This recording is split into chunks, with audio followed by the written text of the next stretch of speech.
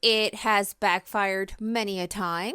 Smooth. Oh, now it's going to work. Damn, it's going to make me a damn lie right now. I'm not saying I know how. Okay, I didn't say all that. I hope you can relish with me. Hello.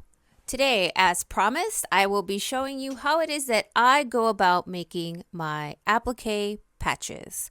This is just the technique, the steps that I created to achieve it. It's difficult. It's tedious. It has backfired many a time. I still stick with it because ultimately I get there in the end and I'm okay with it. Anytime that I can use my regular Singer heavy duty machine to do embroidery, I'm going to do it. And most times I can't if the detail that I'm trying to embroider is much too small. I have to do it by hand. I don't mind it. It's just that if I'm trying to execute a project by a certain timeline, it's somewhat of an inconvenience, but doable. Let me show you, for example, the last thing that I uploaded was my boots that I glued on some patches, and I just wanted to show you how it is that I come to create them. First, you're going to find the image that you want to work with, okay? You print it out. You get it to the scale that you want. This is a smaller image than what I printed out, obviously, right? You can see that the ladybug on the paper is smaller and the one on my shoe is larger. I'm not very tech savvy. I think that shows. So I cut out this image. Like if this is good as I can get it with sizing on my phone or my laptop, then I'm going to cut it out and then I'll put it back on my printer, place it on the glass and enlarge the scale. I don't know the scale logistics. And so I guesstimate, I go up, I go down until I get it to a place that I want. Okay. Let me go ahead and move my camera to get you on here. For the ladybug, we have two pieces of fabric that I utilized. I used a black denim and a red fabric. I've cut out the ladybug, and now that is done, I have to break it down further. There are three pieces here, right? Two wings and a body. So I'm going to need to cut it up to get those three parts. This will be a black denim, and these will be the two red fabric. For the black denim, I've tried these type of fabric pens and pencils. This pencil, no matter how I go about sharpening it, the tip always breaks. And then when I go to market, it's never a smooth. Oh, now it's going to work. Damn, it's going to make me a damn lie right now. Okay, so for example, if I want this shape, right? I have to, and I'm trying to be precise.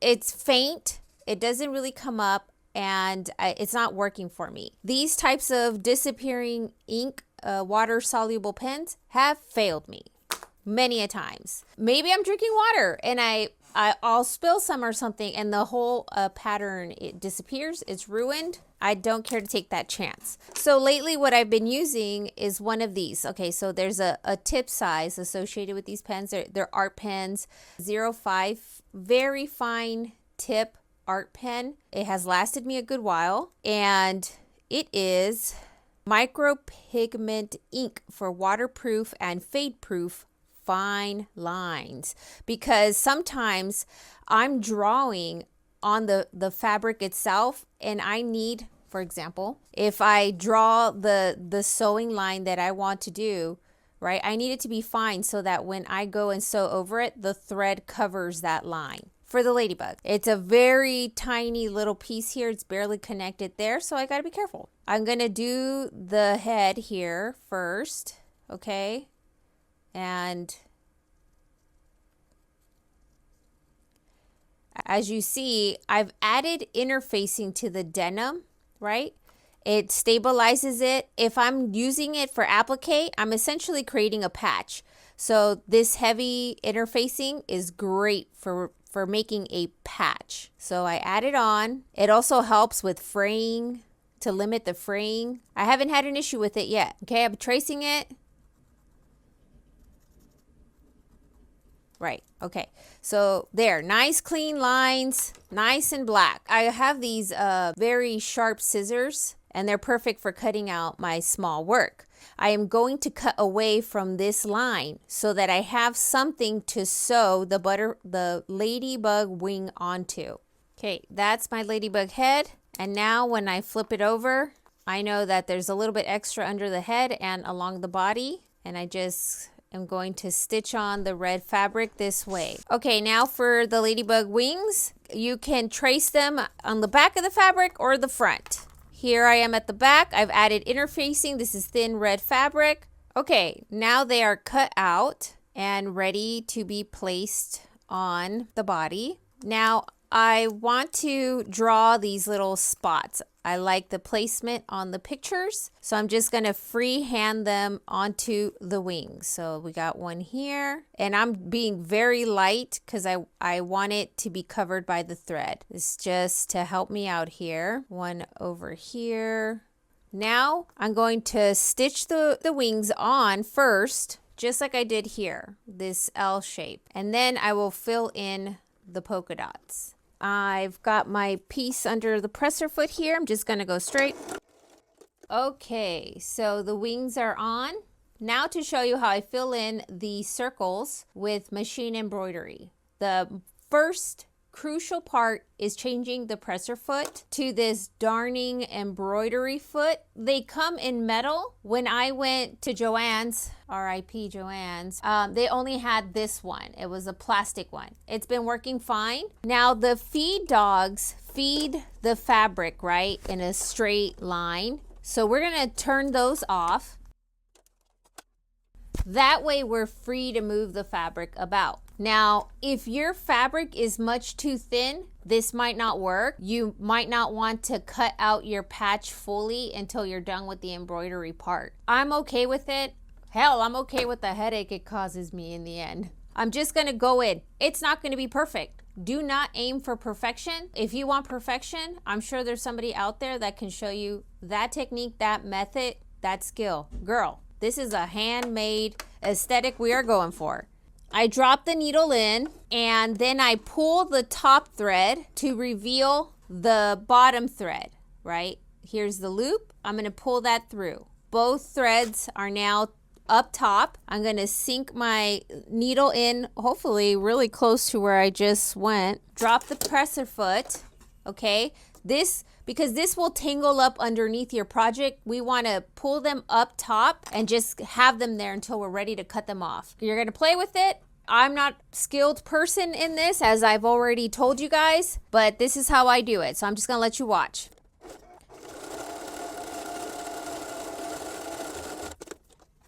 And there's one, and I'm going to go ahead and fill in the rest, but here's how the back is looking.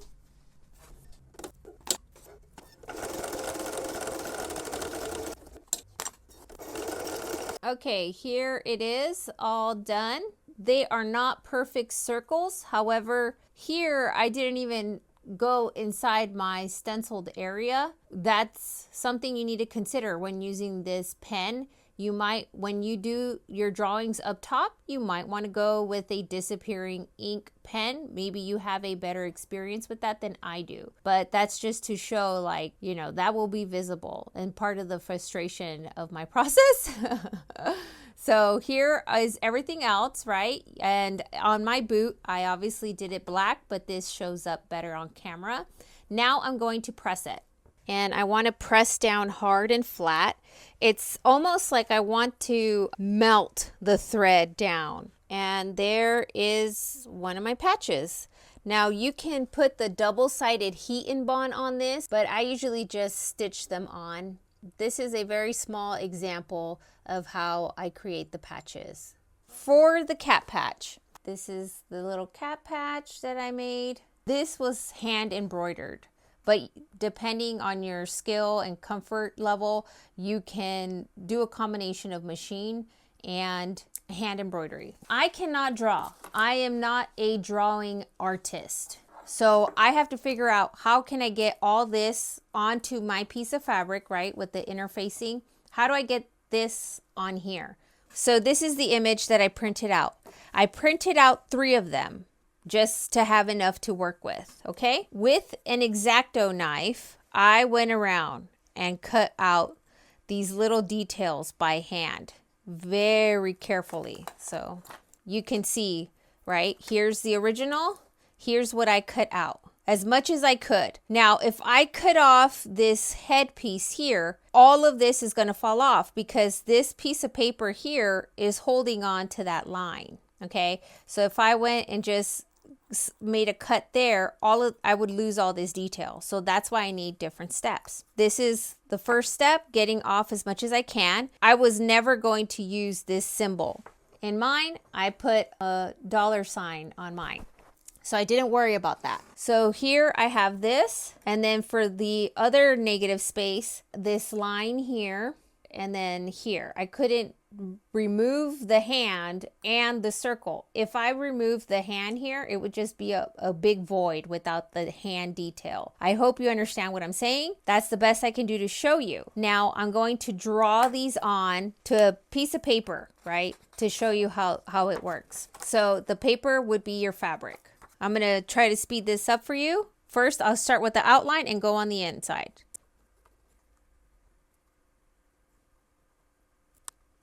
Now I've traced everything here. Now I'm going to bring over my last piece and try to line it up with the previous lines. It may not be perfect. That's okay. It's still going to look cute.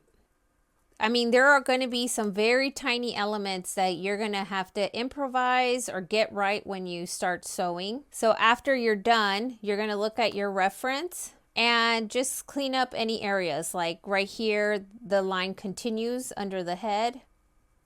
I just want to make sure I embroidered that way. There's a circle here, so I'm just going to connect that. So this is a very rough guide, but this is how I got there in the end. One last thing I forgot. Now I know that in here I want my $sign. And this is exactly how I did it. And once you get the thread in there, right, you'll have your reference. You'll be able to kind of perfect the little details how you want to, or you'll improvise it, figure it out. I think it came out pretty good. And this was hand embroidered, you know, but I'm showing you how it is that I stencil the image onto the fabric. Sometimes it won't be hand embroidered. This was done with machine embroidery. With the embroidery foot, I did this. Now, like I said, the black, that you can't see. So the detail of the face I drew. Here's my stencil. Here you see where I went in and with the X-Acto knife, I cut out the little details, right?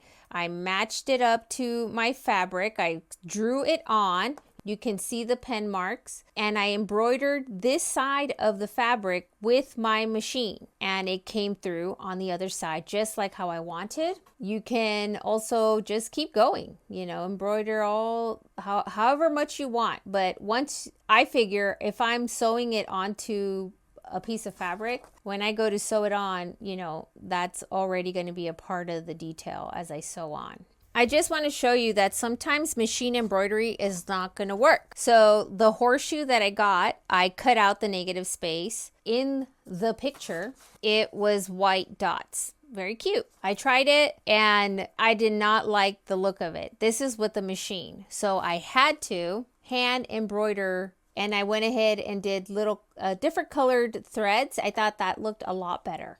The dice I did do with machine thread. I used a regular presser foot to get a clean straight line because I can't achieve that with the darning foot. And I went ahead and quickly did the little circles with the darning foot. So I was able to machine embroider those. It was difficult, but I got there. Using this multi-step stencil system is exactly how I did the sun for the patches on my witch's hat. I printed the image out. I got it down to the scale that I wanted, which was smaller than this, but this is the example that I have. I then went in and used the X-Acto knife to cut out all the little details by hand. That is time consuming. It takes a long time to do, right? I traced this part onto the fabric. Once that was done, I went ahead and traced the face part. I used my sewing machine and the darning foot to get to this point, and I think it came out great. I don't mind coloring outside the lines. I love the look of it, and I'm very happy with it.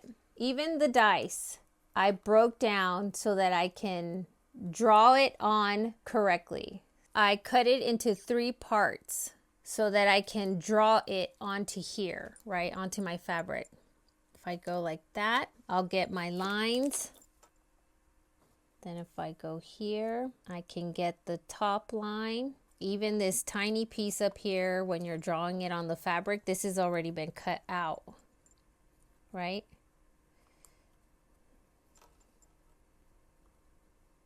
And then you can freehand or cut out these little white spots to get a nice circle, but I just freehanded. It don't bother me. It's a few steps to get there. I think it's worth it. So I just really quickly wanted to show you a few things that I hand embroidered. Like this, for example, is something that I hand embroidered. These I'm very proud of because I love pre-Hispanic art, you know, the art of my ancestors. This is all different color thread. This took a very long time.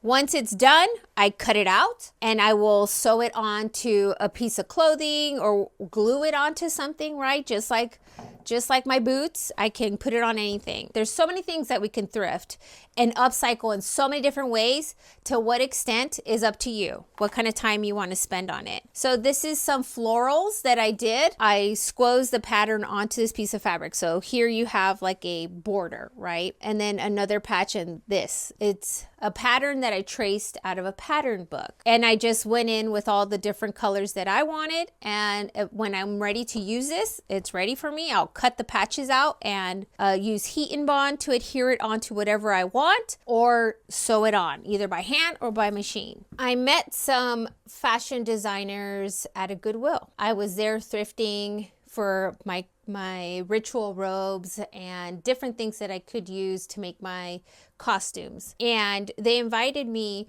to a fashion show that they were holding for the community. I just was so excited because I hadn't been to one before and I was new to this state, this area, and I was just so excited. I'd been doing costumes and I wanted to represent. And so I used my pre-Hispanic imagery that spoke to me. And I went through the process of creating these very ornate detailed patches. I was very limited. I couldn't really do much. It was a short timeline. So I thought, I want to wear something that I made to this fashion show. I made these patches, and this is how I decided to allocate them on this blazer that I thrifted. The back was also, and I'll bring you in so that you could get a closer look. And I took like 1 or 2 pictures of myself because we live in a rural area and it took a while to get there. I was hurrying and I could only get 1 picture in the lobby of the hotel that we had to go to. So anyways, this is what I did with that. To what degree you can upcycle is all up to you. You could do something that's quick or very elaborate and love and appreciate it for longer. So the possibilities, as I say, are endless. I've never done this before, okay? Maybe through morphic resonance and my ancestry, I had embroiders. Maybe I come from a long line of embroiders I know nothing about, but embroidery is a craft, artisanal craft of my ancestors. So anyhow, I think that it's something that we could all do with practice. It took me a while to get to this point. And I'm sure someone who's an expert on embroidery would be like, girl, this is not good, but it's good enough for me. And I love it. And another thing that I'll say is that I hand embroidered these without a loom and I hand stitched them onto the blazer. I didn't use a machine. You don't need a machine, okay? Okay. I also hand embroidered a snake. I hand stitched it to a hat. So you could kind of see it in the picture some. That I also did that. I also embroidered this. I love camels and I like collecting camel items. And I met a woman at a thrift store who volunteers there, and it's all for charity, and she's a really neat person, and we connected on our love for camels. And I printed out this image. It's very colorful and beautiful, and I stenciled it onto a piece of fabric, and I hand embroidered all of these colors on there, you know, my version of it, and I just hung it on a piece of rope for her to like hang on a door handle decoratively. She loved it, and I stuffed it to look kind of like a camel, and I was happy that I could do that for her. So that's just something that I wanted to share. It hopefully quick. Hopefully this video came out short. My analytics keeps telling me you're not going to do well unless you shorten your videos. So I'm sorry, I'm trying. And also, you know, the way that I end my videos with a little like me styling up whatever I made and dancing it is really me relishing in my crafts, literally. You know, it's just something that kind of came about and happened when I was posing with something that I made, and I just love the music so much that I just started dancing because I love to dance. I'm not saying I know how, okay? I didn't say all that, but I just love to, and I don't need to know how. Neither do you. I hope you can relish with me. Anyhow, I'm trying to keep it short. I'll keep the endings shorter if I do decide to have a style off dance off. Then I need to shorten it. The analytics isn't gonna help me out, and you know, unless I keep things short and tight. So it was very quick, and I was very excited to share with you the things that I've done, because like I said, I live in a rural area and I don't have anybody to share them with out here. So I hope you like it. Thank you so much, you guys, for your kind comments. I gotta tell you, sometimes it does bring tears to my eyes. So thank you for the support, and until my next video, I'll see you next time. Bye.